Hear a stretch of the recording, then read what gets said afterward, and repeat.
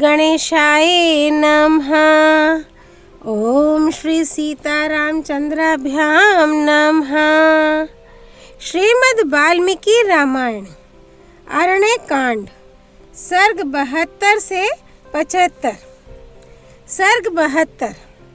श्री राम और लक्ष्मण के द्वारा चिता की आग में कबंध का दहा तथा उसका दिव्य रूप में प्रकट होकर उन्हें सुग्रीव से मित्रता करने के लिए कहना। कबंध के ऐसा कहने पर उन दोनों वीर नरेश्वर श्री राम और लक्ष्मण ने उसके शरीर को एक पर्वत के गड्ढे में डालकर उसमें आग लगा दी। लक्ष्मण ने जलती हुई बड़ी बड़ी लुकारियों के द्वारा चारों ओर से उसकी चिता में आग लगाई। फिर तो वह सब ओर से प्रज्वलित हो उठी। चिता में जलते हुए कबंध का विशाल शरीर चर्बियों से भरा होने के कारण घी के लोदे के समान प्रतीत होता था। चिता की आग उसे धीरे धीरे जलाने लगी। तदनंतर वह महाबली कबंध तुरंत ही चिता को हिलाकर दो निर्मल वस्त्र और दिव्य पुष्पों का हार धारण किए धूम रहित अग्नि के समान उठ खड़ा हुआ। फिर वेग पूर्वक चिता से ऊपर को उठा और शीघ्र ही एक तेजस्वी विमान पर जा बैठा। निर्मल वस्त्रों से विभूषित हो वह बड़ा तेजस्वी दिखाई देता था। उसके मन में हर्ष भरा हुआ था तथा समस्त अंग प्रत्यंग में दिव्य आभूषण शोभा दे रहे थे। हंसों से जुते हुए उस यशस्वी विमान पर बैठा हुआ महान तेजस्वी कबंध अपनी प्रभा से दसों दिशाओं को प्रकाशित करने लगा और अंतरिक्ष में स्थित हो श्री राम से इस प्रकार बोला। रघुनंदन, आप जिस प्रकार सीता को पा सकेंगे वह ठीक ठीक बता रहा हूँ, सुनिए। श्री राम, लोक में 6 युक्तियाँ हैं जिनसे राजाओं द्वारा सब कुछ प्राप्त किया जाता है। उन युक्तियों तथा उपायों के नाम हैं संधि, विग्रह, यान, आसन, द्वैधी भाव और समाश्रय। जो मनुष्य दुर्दशा से ग्रस्त होता है वह दूसरे किसी दुर्दशाग्रस्त पुरुष से ही सेवा या सहायता प्राप्त करता है। यह नीति है। श्री राम, लक्ष्मण सहित आप बुरी दशा के शिकार हो रहे हैं, इसीलिए आप लोग राज्य से वंचित हैं तथा उस बुरी दशा के कारण ही आपको अपनी भार्या के अपहरण का महान दुख प्राप्त हुआ है। अतः सुहृदों में श्रेष्ठ रघुनंदन, आप अवश्य ही उस पुरुष को अपना सुहृद बनाइए जो आपकी ही भांति दुर्दशा में पड़ा हुआ हो। इस प्रकार आप सुहृद का आश्रय लेकर समाश्रय नीति को अपनाइए। मैं बहुत सोचने पर भी ऐसा किए बिना आपकी सफलता नहीं देखता हूँ। श्री राम, सुनिए, मैं ऐसे पुरुष का परिचय दे रहा हूँ। उनका नाम है सुग्रीव। वे जाति के वानर हैं। उन्हें उनके भाई इंद्र कुमार वाली ने कुपित होकर घर से निकाल दिया है। वे मनस्वी वीर सुग्रीव इस समय 4 वानरों के साथ उस गिरिवर ऋष्यमुख पर्वत पर निवास करते हैं जो पंपा सरोवर तक फैला हुआ है। वे वानरों के राजा महापराक्रमी सुग्रीव तेजस्वी, अत्यंत कांतिमान, सत्य प्रतिज्ञ, विनयशील, धैर्यवान, बुद्धिमान, महापुरुष, कार्यदक्ष, निर्भीक, दीप्तिमान तथा महान बल और पराक्रम से संपन्न है। वीर श्री राम, उनके महामना भाई वाली ने सारे राज्य को अपने अधिकार में कर लेने के लिए उन्हें राज्य से बाहर निकाल दिया है। अतः वे सीता की खोज के लिए आपके सहायक और मित्र होंगे। इसलिए आप अपने मन को शोक में ना डालिए।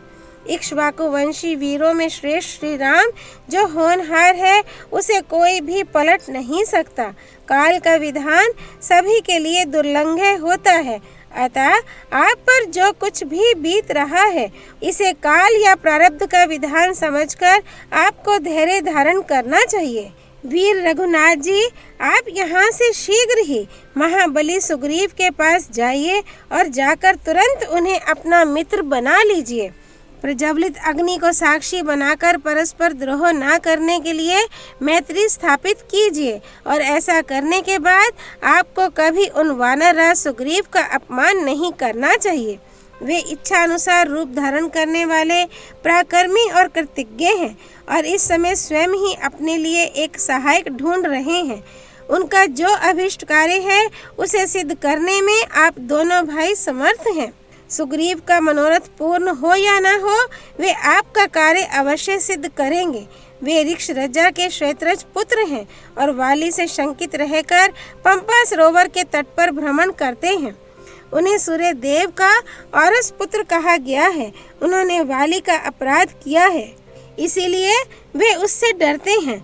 रघुनंदन, अग्नि के समीप हथियार रखकर शीघ्र ही सत्य की शपथ खाकर ऋषिमुख निवासी वनचारी वानर सुग्रीव को आप अपना मित्र बना लीजिए।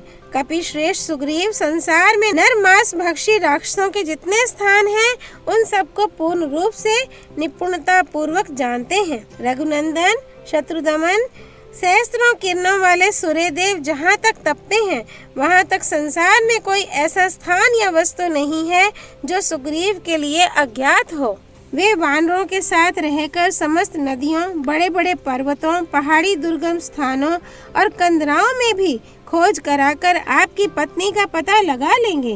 राघव, वे आपके वियोग में शोक करती हुई सीता की खोज के लिए संपूर्ण दिशाओं में विशालकाय वानरों को भेजेंगे तथा रावण के घर से भी सुंदर अंगों वाली मिथिलेश कुमारी को ढूंढ निकालेंगे।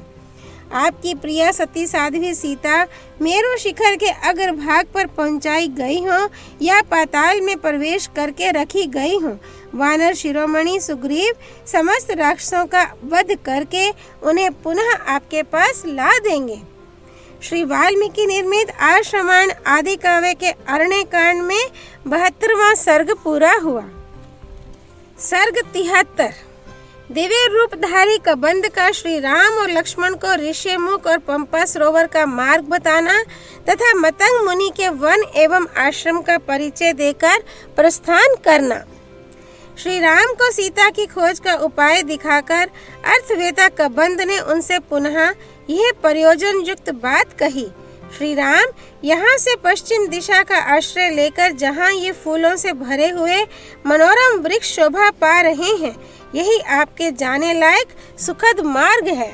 जामुन, प्रियाल, चिरौंजी, कटहल, बड़, पाकड़, तेंदु, पीपल, कनेर, आम तथा अन्य वृक्ष, धव, नागकेसर, तिलक, नक्तमाल, नील, अशोक, कदम, खिले हुए करवीर, भिलावा, अशोक, लाल चंदन तथा मंदार, ये वृक्ष मार्ग में पड़ेंगे। आप दोनों भाई इनकी डालियों को बलपूर्वक भूमि पर झुकाकर अथवा इन वृक्षों पर चढ़कर इनके अमृत तुल्य मधुर फलों का आहार करते हुए यात्रा कीजिएगा। काकुस, खिले हुए वृक्षों से सुशोभित उस वन को लांघकर आप लोग एक दूसरे वन में प्रवेश कीजिएगा जो नंदन वन के समान मनोहर है। उस वन के वृक्ष उत्तर कुरु वर्ष के वृक्षों की भांति मधु की धारा बहाने वाले हैं तथा उनमें सभी ऋतुओं में सदा फल लगे रहते हैं। चैत्र रथ वन की भांति उस मनोहर कानन में सभी ऋतुएं निवास करती हैं। वहाँ के वृक्ष बड़ी बड़ी शाखा धारण करने वाले तथा फलों के भार से झुके हुए हैं। वे वहाँ सब और मेघों और पर्वतों के समान शोभा पाते हैं। लक्ष्मण उन वृक्षों पर चढ़कर अथवा सुख पूर्वक उन्हें पृथ्वी पर झुकाकर उनके अमृत तुल्य मधुर फल आपको देंगे। इस प्रकार सुंदर पर्वतों पर भ्रमण करते हुए आप दोनों भाई एक पहाड़ से दूसरे पहाड़ पर तथा एक वन से दूसरे वन में पहुंचेंगे और इस तरह अनेक पर्वतों तथा वनों को लांघते हुए आप दोनों वीर पंपा नामक पुष्करिणी के तट पर पहुंच जाएंगे। श्री राम, वहाँ कंकड़ का नाम नहीं है। उसके तट पर पैर फिसलने लायक कीचड़ आदि नहीं है। उसके घाट की भूमि सब ओर से बराबर है, ऊंची नीची या उबड़ खाबड़ नहीं है। उस पुष्करिणी में सेवार का सर्वथा अभाव है। उसके भीतर की भूमि वालुका पूर्ण है। कमल और उत्पल उस सरोवर की शोभा बढ़ाते हैं। रघुनंदन, वहाँ पंपा के जल में विचरने वाले हंस, कारंडव, क्रौंच और कुरर सदा मधुर स्वर में कूजते रहते हैं। वे मनुष्यों को देखकर उद्विग्न नहीं होते हैं, क्योंकि किसी मनुष्य के द्वारा किसी पक्षी का वध भी हो सकता है।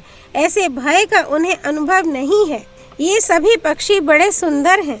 बाणों के अग्रभाग से जिनके छिलके छुड़ा दिए गए हैं, अतएव जिनमें एक भी कांटा नहीं रह गया है, जो घी के लोदे के समान चिकने तथा आर्द्र है, सूखे नहीं हैं, जिन्हें लोहमय बाणों के अग्रभाग में गूंथकर आग में सेका और पकाया गया है, ऐसे फल मूल के ढेर वहाँ भक्ष्य पदार्थ के रूप में उपलब्ध होंगे। आपके प्रति भक्ति भाव से संपन्न लक्ष्मण आपको वे भक्ष्य पदार्थ अर्पित करेंगे।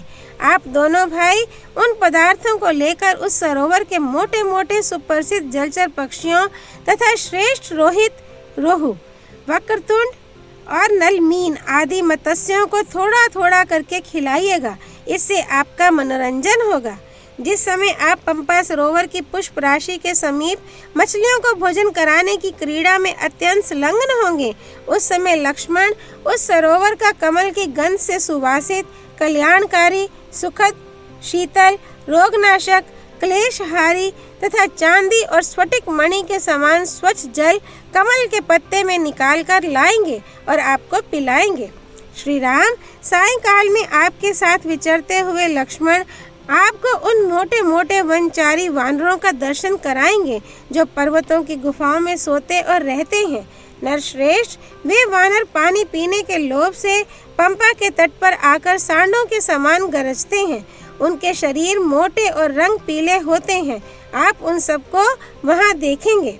श्री राम सायंकाल में चलते समय आप बड़ी बड़ी शाखा वाले पुष्पधारी वृक्षों तथा पंपा के शीतल जल का दर्शन करके अपना शोक त्याग देंगे। रघुनंदन, वहाँ फूलों से भरे हुए तिलक और नक्तमाल के वृक्ष शोभा पाते हैं तथा जल के भीतर उत्पल और कमल फूले हुए दिखाई देते हैं। रघुनंदन, कोई भी मनुष्य वहाँ उन फूलों को उतार कर धारण नहीं करता है, क्योंकि वहाँ तक किसी की पहुँच ही नहीं हो पाती है। पंपा सरोवर के फूल ना तो मुरझाते हैं और ना झरते ही हैं।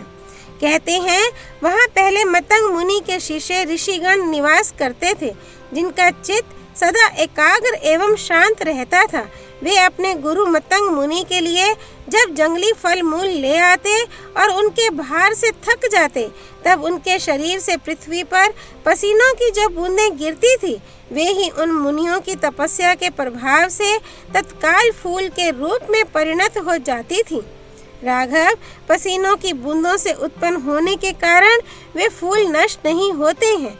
वे सब के सब ऋषि तो अब चले गए, किंतु उनकी सेवा में रहने वाली तपस्विनी शबरी आज भी वहाँ दिखाई देती है। काकुस, शबरी चिरजीवनी होकर सदा धर्म के अनुष्ठान में लगी रहती है। श्री राम, आप समस्त प्राणियों के लिए नित्य वंदनीय और देवता के तुल्य हैं। आपका दर्शन करके शबरी स्वर्गलोक साकेत धाम को चली जाएगी। ककुस कुलभूषण श्री राम, तदनंतर आप पंपा के पश्चिम तट पर जाकर एक अनुपम आश्रम देखेंगे, जो सर्वसाधारण की पहुंच के बाहर होने के कारण गुप्त है। उस आश्रम पर तथा उस वन में मतंग मुनि के प्रभाव से हाथी कभी आक्रमण नहीं कर सकते। रघुनंदन, वहाँ का जंगल मतंग वन के नाम से प्रसिद्ध है। उस नंदन तुल्य मनोहर और देववन के समान सुंदर वन में नाना प्रकार के पक्षी भरे रहते हैं। श्री राम, आप वहाँ बड़ी प्रसन्नता के साथ सानंद विचरण करेंगे। पंपा सरोवर के पूर्व भाग में ऋषिमुख पर्वत है, जहाँ के वृक्ष फूलों से सुशोभित दिखाई देते हैं। उसके ऊपर चढ़ने में बड़ी कठिनाई होती है, क्योंकि वह छोटे छोटे सर्पों अथवा हाथियों के बच्चों द्वारा सब ओर से सुरक्षित है। ऋषिमुख पर्वत उदार अभीष्ट फल को देने वाला है। पूर्व काल में साक्षात ब्रह्मा जी ने उसका निर्माण किया और उसे आधार्य आदि गुणों से संपन्न बनाया। श्री राम, उस पर्वत के शिखर पर सोया हुआ पुरुष सपने में जिस संपत्ति को पाता है, उसे जागने पर भी प्राप्त कर लेता है। जो पाप कर्मी तथा विषम बर्ताव करने वाला पुरुष उस पर्वत पर चढ़ता है, उसे इस पर्वत शिखर पर ही सो जाने पर राक्षस लोग उठाकर उसके ऊपर प्रहार करते हैं। श्री राम, मतंग मुनि के आश्रम के आसपास के वन में रहने और पंपा सरोवर में क्रीड़ा करने वाले छोटे छोटे हाथियों के चिंघाड़ने का महान शब्द उस पर्वत पर भी सुनाई देता है। जिनके गंड स्थलों पर कुछ लाल रंग की मद की धाराएं बहती हैं, वे वेगशाली और मेघ के समान काले बड़े बड़े गजराज झुंड के झुंड एक साथ होकर दूसरी जाति वाले हाथियों से पृथक हो वहां विचरते रहते हैं। वन में विचरने वाले वे हाथी जब पंपा सरोवर का निर्मल, मनोहर, सुंदर, छूने में अत्यंत सुखद तथा सब प्रकार की सुगंध से सुवासित जल पीकर लौटते हैं, तब उन वनों में प्रवेश करते हैं। रघुनंदन वहाँ रीछों, बाघों और नील कोमल कांति वाले मनुष्यों को देखकर भागने वाले तथा दौड़ लगाने में किसी से पराजित न होने वाले मृगों को देखकर आप अपना सारा शोक भूल जाएंगे। श्री राम उस पर्वत के ऊपर एक बहुत बड़ी गुफा शोभा पाती है, जिसका द्वार पत्थर से ढका है। उसके भीतर प्रवेश करने में बड़ा कष्ट होता है। उस गुफा के पूर्व द्वार पर शीतल जल से भरा हुआ एक बहुत बड़ा कुंड है। उसके आसपास बहुत से फल और मूल सुलभ हैं तथा वह रमणीय हरित नाना प्रकार के वृक्षों से व्याप्त है।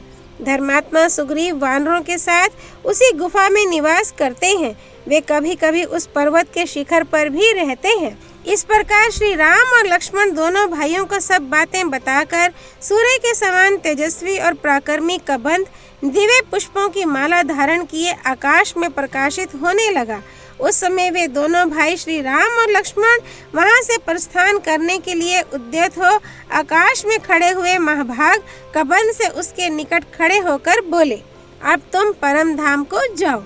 कबंध ने भी उन दोनों भाइयों से कहा, आप लोग भी अपने कार्य की सिद्धि के लिए यात्रा करें। ऐसा कहकर परम प्रसन्न हुए उन दोनों बंधुओं से आज्ञा ले कबंध ने तत्काल प्रस्थान किया। कबंध अपने पहले रूप को पाकर अद्भुत शोभा से संपन्न हो गया। उसका सारा शरीर सूर्य तुल्य प्रभा से प्रकाशित हो उठा। वह राम की ओर देखकर उन्हें पंपा सरोवर का मार्ग दिखाता हुआ आकाश में ही स्थित होकर बोला, आप सुग्रीव के साथ मित्रता अवश्य करें। श्री वाल्मीकि निर्मित आश्रमायण आदि काव्य के अरण्य कांड में 73वां सर्ग पूरा हुआ। सर्ग 74। श्री राम और लक्ष्मण का पंपा सरोवर के तट पर मतंग वन में शबरी के आश्रम पर जाना, उसका सत्कार ग्रहण करना और उसके साथ मतंग वन को देखना, शबरी का अपने शरीर की आहुति दे दिव्य धाम को प्रस्थान करना। तदनंतर राजकुमार श्री राम और लक्ष्मण कबंध के बताए हुए पंपा सरोवर के मार्ग का आश्रय ले पश्चिम दिशा की ओर चल दिए। दोनों भाई श्री राम और लक्ष्मण पर्वतों पर फैले हुए बहुत से वृक्षों को जो फूल, फल और मधु से संपन्न थे देखते हुए सुग्रीव से मिलने के लिए आगे बढ़े। रात में एक पर्वत शिखर पर निवास करके रघुकुल का आनंद बढ़ाने वाले वे दोनों रघुवंशी बंधु पंपा सरोवर के पश्चिम तट पर जा पहुँचे। पंपा नामक पुष्करणी के पश्चिम तट पर पहुंचकर उन दोनों भाइयों ने वहां शबरी का रमणीय आश्रम देखा। उसकी शोभा निहारते हुए वे दोनों भाई बहुसंख्यक वृक्षों से घिरे हुए उस सुरम्य आश्रम पर जाकर शबरी से मिले। शबरी सिद्ध तपस्विनी थी। उन दोनों भाइयों को आश्रम पर आया देख वह हाथ जोड़कर खड़ी हो गई तथा उसने बुद्धिमान श्री राम और लक्ष्मण के चरणों में प्रणाम किया। फिर पादे, अर्धे और आचमनीय आदि सब सामग्री समर्पित की और विधिवत उनका सत्कार किया। तत्पश्चात श्री रामचंद्र जी उस धर्म परायणा तपस्विनी से बोले, तपोधने, क्या तुमने सारे विघ्नों पर विजय पा ली? क्या तुम्हारी तपस्या बढ़ रही है? क्या तुमने क्रोध और आहार को काबू में कर लिया है?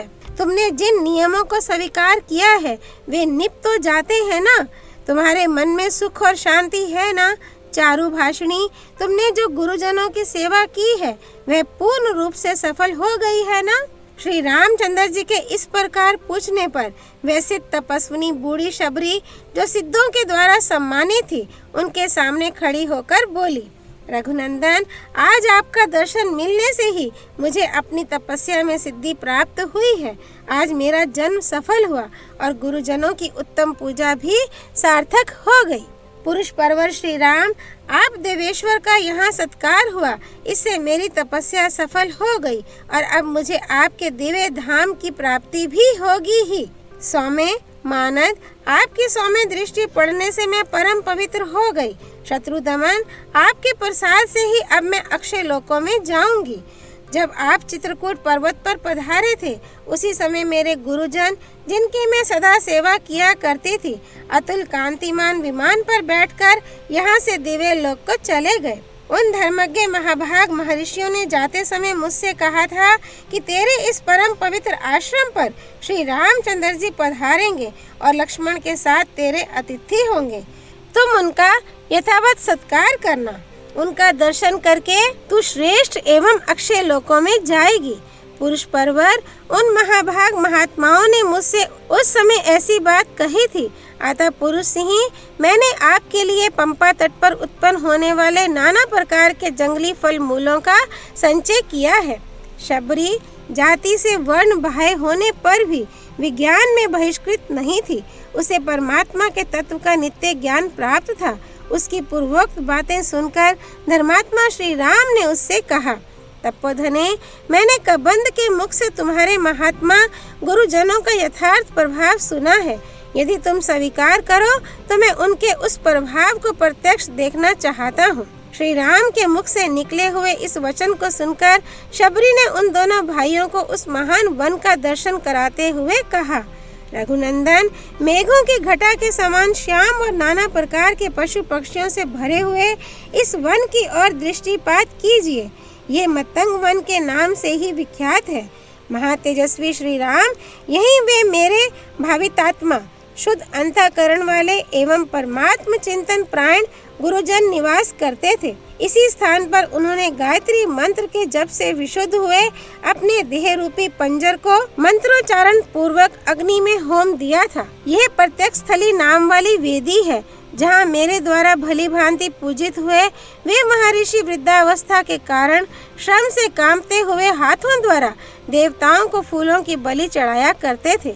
रघुवंश शिरोमणि, देखिए, उनकी तपस्या के प्रभाव से आज भी ये वेदी अपने तेज के द्वारा संपूर्ण दिशाओं को प्रकाशित कर रही है। इस समय भी इसकी प्रभा अतुलनीय है। उपवास करने से दुर्बल होने के कारण जब वे चलने फिरने में असमर्थ हो गए, तब उनके चिंतन मात्र से वहाँ 7 समुद्रों का जल प्रकट हो गया। वह सप्तसागर तीर्थ आज भी मौजूद है। उसमें 7 समुद्रों के जल मिले हुए हैं। उसे चलकर देखिए। रघुनंदन, उसमें स्नान करके उन्होंने वृक्षों पर जो वल्कल वस्त्र फैला दिए थे, वे इस प्रदेश में अब तक सूखे नहीं हैं। देवताओं की पूजा करते हुए मेरे गुरुजनों ने कमलों के साथ अन्य फूलों की जो मालाएं बनाई थी, वे आज भी मुरझाई नहीं हैं। भगवान, आपने सारा वन देख लिया और यहाँ के संबंध में जो बातें सुनने योग्य थीं, वे भी सुन ली। अब मैं आपकी आज्ञा लेकर इस देह का परित्याग करना चाहती हूँ। जिनका ये आश्रम है और जिनके चरणों की मैं दासी रही हूँ, उन्हीं पवित्र आत्मा महर्षियों के समीप अब मैं जाना चाहती हूँ। शबरी के धर्म युक्त वचन सुनकर लक्ष्मण सहित श्री राम को अनुपम प्रसन्नता प्राप्त हुई। उनके मुंह से निकल पड़ा, आश्चर्य है। तदनंतर श्री राम ने कठोर व्रत का पालन करने वाली शबरी से कहा, भद्रे, तुमने मेरा बड़ा सत्कार किया। अब तुम अपनी इच्छा के अनुसार आनंद पूर्वक अभीष्ट लोक की यात्रा करो। श्री रामचंद्र जी के इस प्रकार आज्ञा देने पर मस्तक पर जटा और शरीर पर चीर एवं काला मृग चर्म धारण करने वाली शबरी ने अपने को आग में होम कर प्रज्वलित अग्नि के समान तेजस्वी शरीर प्राप्त किया। वह दिव्य वस्त्र, दिव्य आभूषण, दिव्य फूलों की माला और दिव्य अनुलेपन धारण किए बड़ी मनोहर दिखाई देने लगी तथा सुदाम पर्वत पर प्रकट होने वाली बिजली के समान उस प्रदेश को प्रकाशित करती हुई स्वर्ग साकेत लोक को ही चली गई। उसने अपने चित्त को एकाग्र करके उस पुण्य धाम की यात्रा की, जहाँ उसके वे गुरुजन पुण्यात्मा महर्षि विहार करते थे। श्री वाल्मीकि निर्मित आश्रमायण आदि काव्य के अरण्य कांड में 74वां सर्ग पूरा हुआ। सर्ग 75 श्री राम और लक्ष्मण की बातचीत तथा उन दोनों भाइयों का पंपा सरोवर के तट पर जाना। अपने तेज से प्रकाशित होने वाली शबरी के दिव्य लोक में चले जाने पर भाई लक्ष्मण सहित धर्मात्मा श्री रघुनाथ जी ने उन महात्मा महर्षियों के प्रभाव का चिंतन किया। चिंतन करके अपने हित में संलग्न रहने वाले एकाग्रचित लक्ष्मण से श्री राम ने इस प्रकार कहा, स्वामी, मैंने उन पुण्यात्मा महर्षियों का यह पवित्र आश्रम देखा। यहाँ बहुत सी आश्चर्यजनक बातें हैं। हरिण और बाघ एक दूसरे पर विश्वास करते हैं। नाना प्रकार के पक्षी इस आश्रम का सेवन करते हैं। लक्ष्मण, यहाँ जो 7 समुद्रों के जल से भरे हुए तीर्थ हैं, उनमें हमने विधि पूर्वक स्नान तथा पितरों का तर्पण किए हैं। इससे हमारा सारा अशुभ नष्ट हो गया और अब हमारे कल्याण का समय उपस्थित हुआ है। सुमित्रा कुमार, इससे इस समय मेरे मन में अधिक प्रसन्नता हो रही है। नरश्रेष्ठ, अब मेरे हृदय में कोई शुभ संकल्प उठने वाला है। इसलिए आओ, अब हम दोनों परम सुंदर पंपा सरोवर के तट पर चलें। वहाँ से थोड़ी ही दूर पर वह ऋषिमुख पर्वत शोभा पाता है, जिस पर सूर्य पुत्र धर्मात्मा सुग्रीव निवास करते हैं। वाली के भय से सदा डरे रहने के कारण वे 4 वानरों के साथ उस पर्वत पर रहते हैं। मैं वानर श्रेष्ठ सुग्रीव से मिलने के लिए उतावला हो रहा हूँ, क्योंकि सीता के अन्वेषण का कार्य उन्हीं के अधीन है। इस प्रकार की बात कहते हुए वीर श्री राम से सुमित्रा कुमार लक्ष्मण ने यूँ कहा, भैया, हम दोनों को शीघ्र ही वहाँ चलना चाहिए। मेरा मन भी चलने के लिए उतावला हो रहा है। तदनंतर प्रजापालक भगवान श्री राम लक्ष्मण के साथ उस आश्रम से निकलकर सब और फूलों से लदे हुए नाना प्रकार के वृक्षों की शोभा निहारते हुए पंपा सरोवर के तट पर आए। वह विशाल वन टिटिभों, मोरों, कठफोड़वों, तोतों तथा अन्य बहुत से पक्षियों के कलरवों से गूंज रहा था। श्री राम के मन में सीता जी से मिलने की तीव्र लालसा जाग उठी थी। इससे संतप्त हो वे नाना प्रकार के वृक्षों और भांति भांति के सरोवरों की शोभा देखते हुए उस उत्तम जलाशय के पास गए। पंपा नाम से प्रसिद्ध वह सरोवर पीने योग्य स्वच्छ जल बहाने वाला था। श्री राम दूर देश से चलकर उसके तट पर आए। आकर उन्होंने मतंग सरस नामक कुंड में स्नान किया। वे दोनों रघुवंशी वीर वहां शांत और एकाग्रचित होकर पहुंचे थे। सीता के शोक से व्याकुल हुए दशरथ नंदन श्री राम ने उस रमणीय पुष्करणी पंपा में प्रवेश किया, जो कमलों से व्याप्त थी। उसके तट पर तिलक, अशोक, नागकेसर, वकुल तथा लिसोड़े के वृक्ष उसकी शोभा बढ़ा रहे थे। भांति भांति के रमणीय उपवनों से वह घिरी हुई थी। उसका जल कमल पुष्पों से आच्छादित था और स्फटिक मणि के समान स्वच्छ दिखाई देता था। जल के नीचे स्वच्छ वालुका फैली हुई थी। मत्स्य और कच्छप उसमें भरे हुए थे। तटवर्ती वृक्ष उसकी शोभा बढ़ाते थे। सब और लताओं द्वारा आवेष्टित होने के कारण वह सखियों से संयुक्त सी प्रतीत होती थी। किन्नर, नाग, गंधर्व, यक्ष और राक्षस उसका सेवन करते थे। भांति भांति के वृक्ष और लताओं से व्याप्त हुई पंपा शीतल जल की सुंदर निधि प्रतीत होती थी। अरुण कमलों से वह ताम्र वर्ण की, कुमुद कुसुमों के समूह से शुक्ल वर्ण की तथा नील कमलों के समुदाय से नील वर्ण की दिखाई देने के कारण बहुरंगे कालीन के समान शोभा पाती थी। उस पुष्करिणी में अरविंद और उत्पल खिले थे। पद्म और सौगंधिक जाति के पुष्प शोभा पाते थे। मोर लगी हुई अमराइयों से वह घिरी हुई थी तथा मयूरों के केकानाद वहां गूंज रहे थे। सुमित्रा कुमार लक्ष्मण सहित श्री राम ने जब उस मनोहर पंपा को देखा, तब उनके हृदय में सीता की वियोग व्यथा उद्दीप्त हो उठी। अतः वे तेजस्वी दशरथ नंदन श्री राम वहां विलाप करने लगे। तिलक, बिजौरा, वट, लोध, खिले हुए करवीर, पुष्पित नागकेसर, मालती, कुंद, झाड़ी, भंडीर, बरगद, मंजुल, अशोक, चितवन, कतक, माधवी लता तथा अन्य नाना प्रकार के वृक्षों से सुशोभित हुई पंपा भांति भांति की वस्त्र भूषाओं से सजी हुई युवती के समान जान पड़ती थी। उसी के तट पर विविध धातुओं से मंडित पूर्वोक्त ऋषिमुख नाम से विख्यात पर्वत सुशोभित था। उसके ऊपर फूलों से भरे हुए विचित्र वृक्ष शोभा दे रहे थे। ऋक्षरजा नामक महात्मा वानर के पुत्र कपि श्रेष्ठ महापराक्रमी सुग्रीव वहीं निवास करते थे। उस समय सत्य पराक्रमी श्री राम ने पुनः लक्ष्मण से कहा, नरश्रेष्ठ लक्ष्मण, तुम वानर राज सुग्रीव के पास चलो। मैं सीता के बिना कैसे जीवित रह सकता हूँ। ऐसा कहकर सीता के दर्शन की कामना से पीड़ित तथा उनके प्रति अनन्य अनुराग रखने वाले श्री राम उस महान शोक को प्रकट करते हुए उस मनोरम पुष्करिणी पंपा में उतरे। वन की शोभा देखते हुए कर्मशा वहां जाकर लक्ष्मण से श्री राम ने पंपा को देखा। उसके समीपवर्ती कानन बड़े सुंदर और दर्शनीय थे। अनेक प्रकार के झुंड पक्षी वहां सब और भरे हुए थे। भाई सहित श्री रघुनाथ जी ने पंपा के जल में प्रवेश किया। श्री वाल्मीकि निर्मित आश्रमायण आदि काव्य के अरण्य कांड में 75वां सर्ग पूरा हुआ। अरण्य कांड संपूर्ण। सियापति रामचंद्र की जय। राम भक्त श्री हनुमान जी की जय। राम जन्मभूमि अयोध्यापुरी धाम की जय। सरयू नदी की जय। माँ गौरीपति देवों के देव महादेव भगवान शिव शंकर की जय। श्रीमद् वाल्मीकि रामायण की जय। महर्षि वाल्मीकि मुनि की जय। श्री हरि अर्पणमस्तु।